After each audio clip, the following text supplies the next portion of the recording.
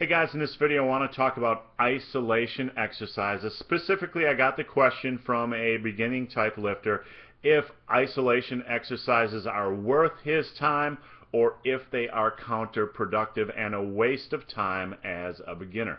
Before I get into that topic, guys, I encourage you to please check out my new book called Massive Iron. You can find a link below. If you have not purchased that Massive Iron, please check it out. I almost said Assive Iron. Naughty, naughty, big, hairy, ugly dude.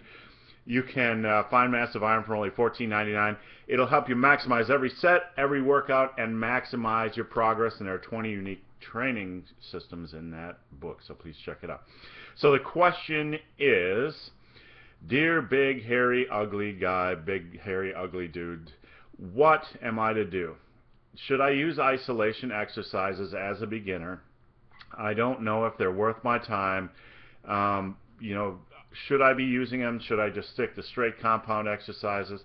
Well, guys, back in the day when tires had stone wheels, back when I first started training, this really wasn't a question. We would go into the gym, we would hit our, big exercises, our compound movements, and then maybe we might do machine-style movements or isolation-style movements, and that's just how things were. We didn't really question things. We just knew intuitively that to use the best possible exercises. In this day and age, things kind of have swung, to the opposite side of the fence from body part splits, which were prevalent in my day and age. Now there's a huge push, just for more minimalistic type full body workouts.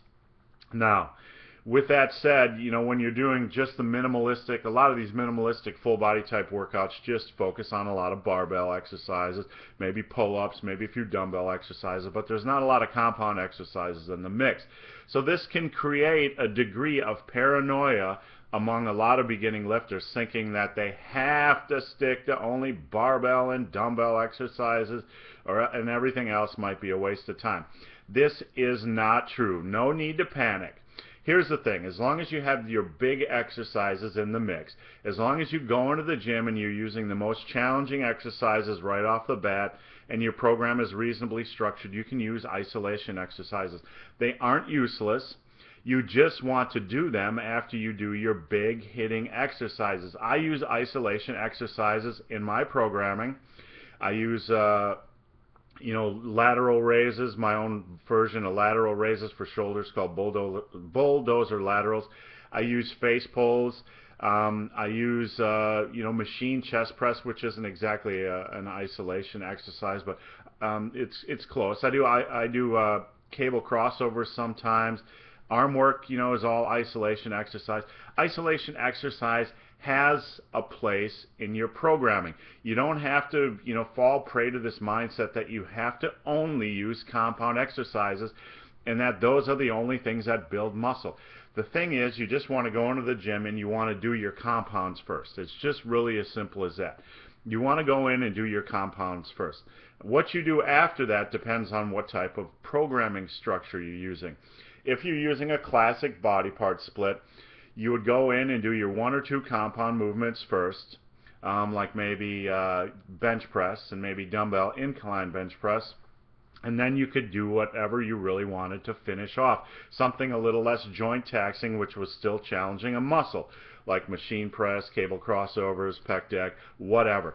The thing is, after you really crush a movement pattern, say like on chest day with the bench press, you don't want to keep hammering compound in that same movement pattern if you're going to do more than a few exercises on a given training day for a certain body part. So, you could start with 1 or 2 compounds and then do whatever you wanted after that. That's perfectly fine. And again, we're talking about a body part split. On an upper-lower program where you're training, say, something like chest twice a day, you can either do a couple compound movements each day, which I don't always find is the best thing to do. I would prefer to go in and do a compound style movement like a heavy hitter like bench press, and then the second day like dumbbell bench press or whatever bench press variation you want. And after that, after you've hit that on an upper lower split, hit those big exercises, then you could really do whatever you want on an upper lower split. You still want to have it challenging. You still want to push for progression. but you want the exercise to be something that treats your body well, and you respond pretty well to. And it's okay to have fun in the gym. It's okay after you do these big hitters on an upper lower or a split to put in some form of exercise that you enjoy. Training should be fun, and once you get the big hitters out of the way, it's okay to have some fun and use some pet exercises. On a full body workout, one of the ways I like to program is by doing a heavy, moderate, and light training day. So on the heavy training day, you might do something like bench press. On the light training day, you might do something like cable crossovers. And on the moderate training day, you do an exercise that isn't quite as intense as a bench press, like dumbbell incline bench press, or maybe even machine press. I know I'm a heretic. I mentioned machines. Don't panic. Don't fall over dead.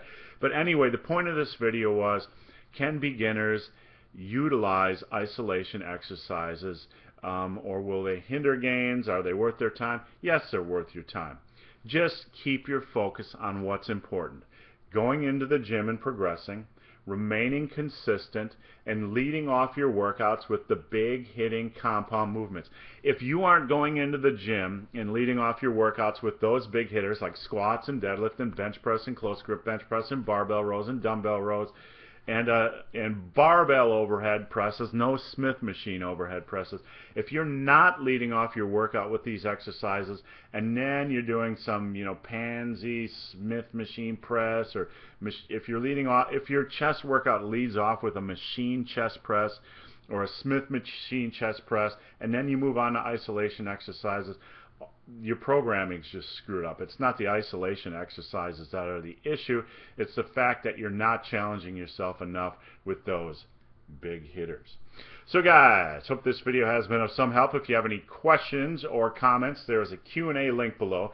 You can come on over, ask me any questions you want. I answer all of them, I guarantee it. I try to help you out. And if you've made it this far into this video and you have yet to subscribe to my channel, please do. I would appreciate your support. So guys, as always, thanks for watching. Have a great day.